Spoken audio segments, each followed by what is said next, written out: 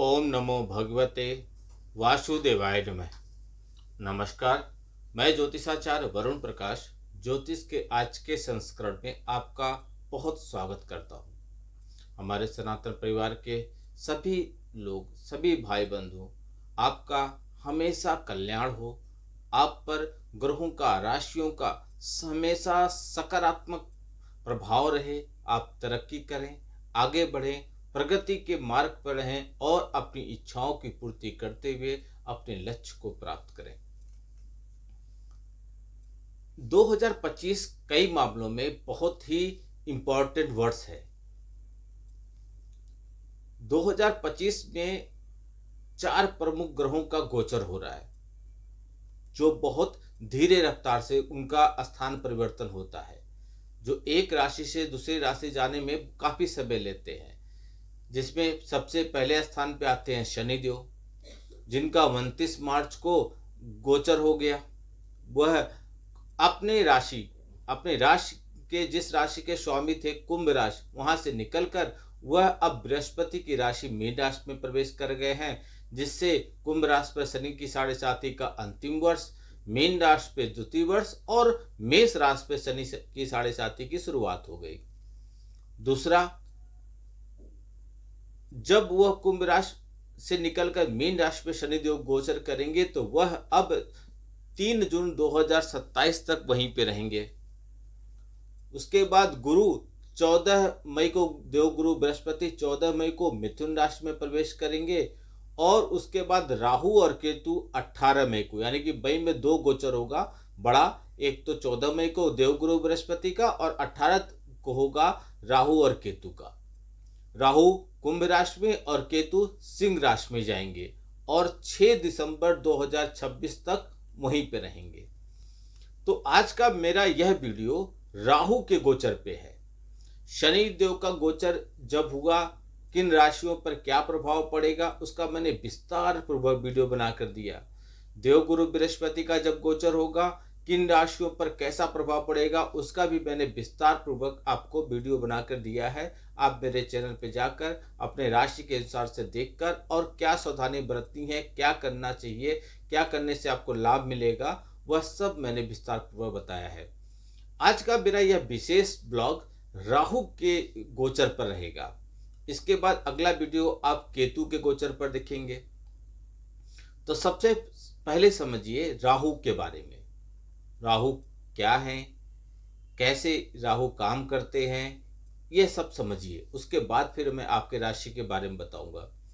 राहु को वैदिक ज्योतिष में बहुत ही रहस्यमय ग्रह के रूप में देखा जाता है। बहुत इनका रहस्य बहुत होता है, कुछ समझ में नहीं आती है। राहु के बारे में यह कहा जाता है, यदि आप राहु को प्रसन्न कर ले जाते हैं, वैसे तो कलयुग में खास तौर पे राहु केतु और शनिदेव को प्रसन्न कर ले जाते हैं तो समझिए आपका तो बहुत बड़ा काम बन जाएगा। लेकिन यदि आप राहु को प्रसन्न कर ले जाते हैं, राहु पे इसलिए केंद्रित हूँ क्योंकि आज का विशेष ब्लॉग राहु पर ही संबंधित है। एक बात और आपसे निवेदन करूंगा, हमारे सनातन परिवार के सभी बंधुओं से, हमारे परिवार के आप सदस्य हैं, वीडियो को यदि अभी अभी आप देख रहे हैं तो लाइक कीजिए, सब्सक्राइब कीजिए और लोगों तक पहुंचाइए, शेयर कीजिए।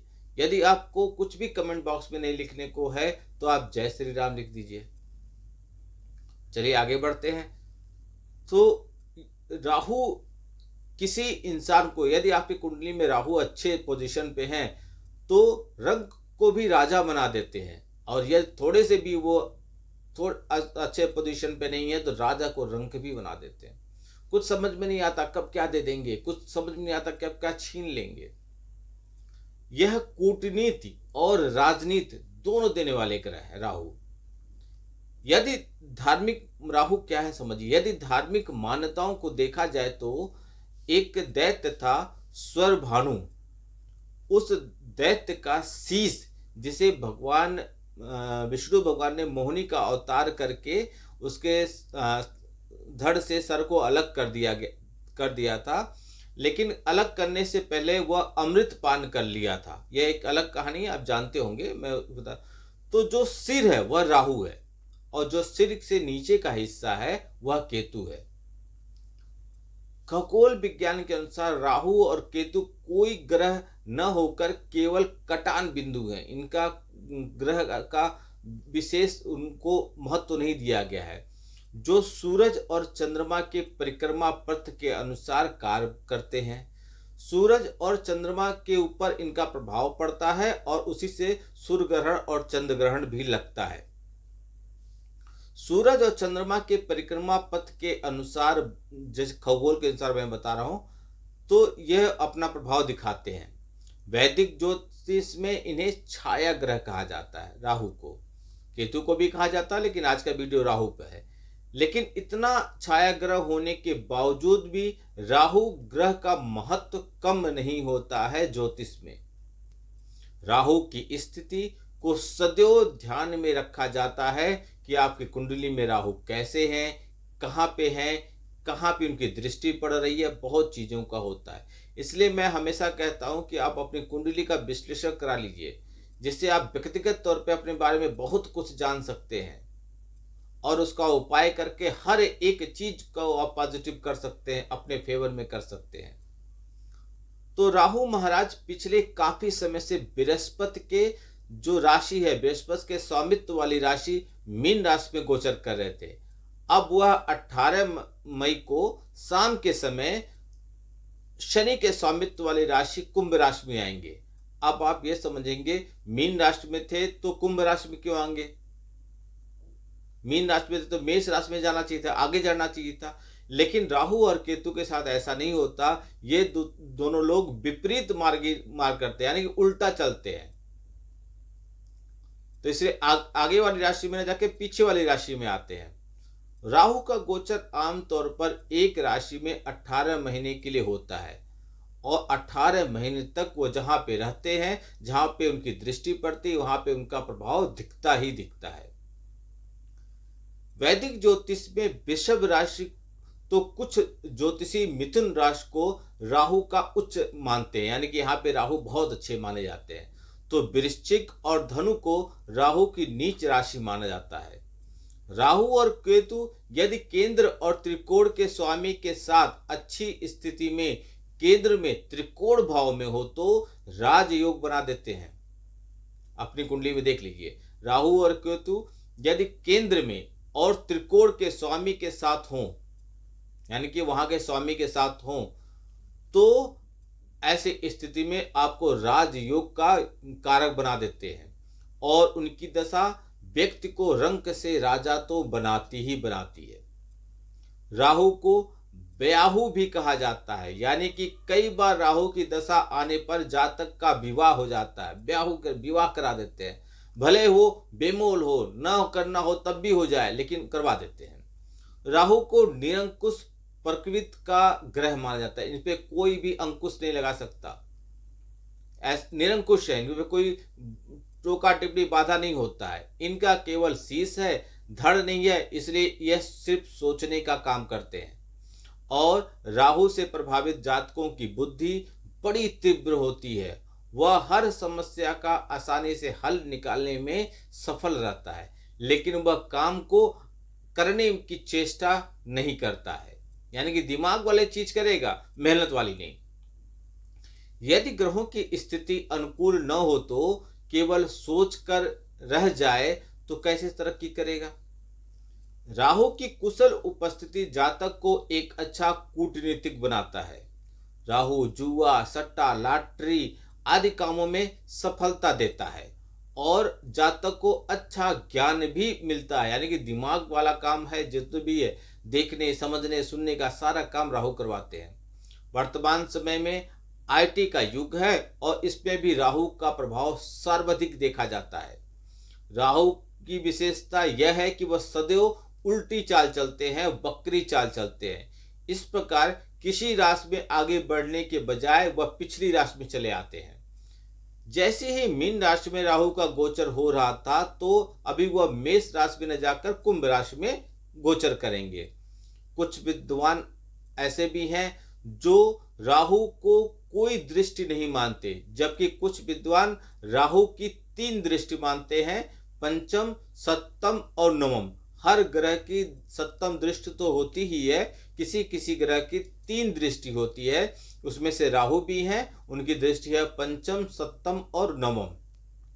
हालांकि ऐसी मान्यता है कि राहु जिस भाव में होता है उस भाव के फलों को खींच लेता है।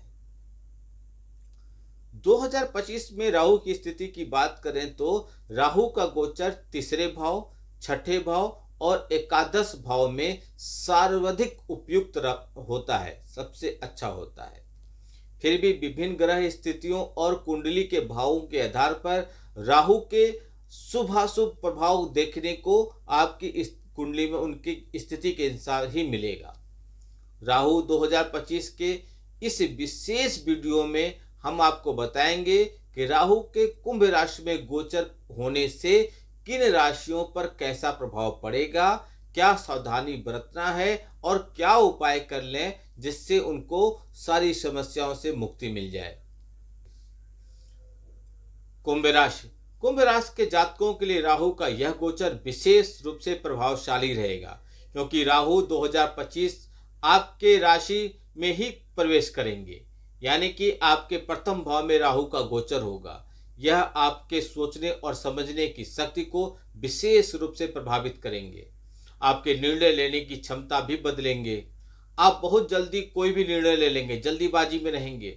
कई बार सही और कई बार गलत विचार किए बिना भी आप डिसीजन ले लेंगे, जो बाद में गलत भी हो सकता है, क्योंकि राहु का प्रभाव आपके मस्तिष्क पर और आपके सोचने पर पड़ सकता है।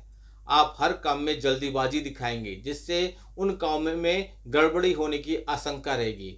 आपको सही और गलत को सोच समझकर तोल मोल कर ही बोलना चाहिए, तभी आपके अच्छे परिणाम मिल पाएंगे।